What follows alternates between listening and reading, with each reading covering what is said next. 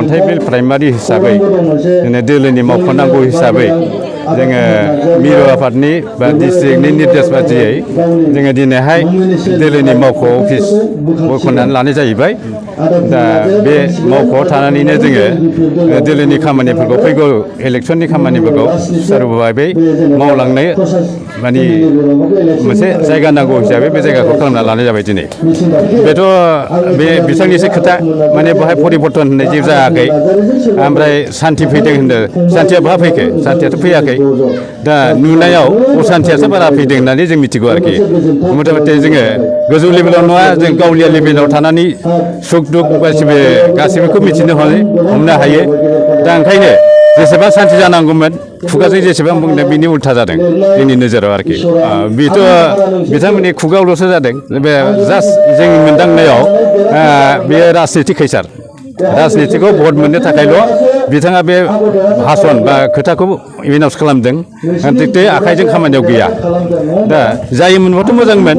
दा बेहायनो बिथांनि मिथ्याबादि माने थगायनाया मोगथाङाव दा नुजाथिबाय। फैगौआव बेहा आरो खुनु चान्स गैला सरकाराव फैफिननायनि। जोंनियाथ' साखाफारा फ्राय 80% जाना दङ।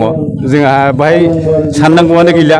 जोङो जोंनि बुहुमनां समस्तिनि बनगर समस्तिनि बिजाथि जुबिराज बसुमतारी सारा गोरलैयैनो देरहालांगोन, जों बेखौ दाथियै बुंनो हायो। बेसेबांसो बर लानानै बिथाङा देरहा? बे पार्सेन्टखौ जोङो दानो बुंनो हाया। माने जेसेबां मोननांगौ बेनि बारा आसा खालामनानै दङ। दानि रुलिं गभर्नमेन्टखौथ' मा बुंबावनो, दानि बिथांमोनखौ बुंनांगौआ खोथायानो जेबो। माने जोंनि गोजौ लेभेलनि मानसिफ्रानो बुंखाजोब्बाय, जों गाहाय लेभेलनिफ्राय आरो मा बुंबावनो। दा बिथांमोना बे परिबर्तन सान्थि होननाय बे भाषणखौ फोजोबना लाबानो जाबाय।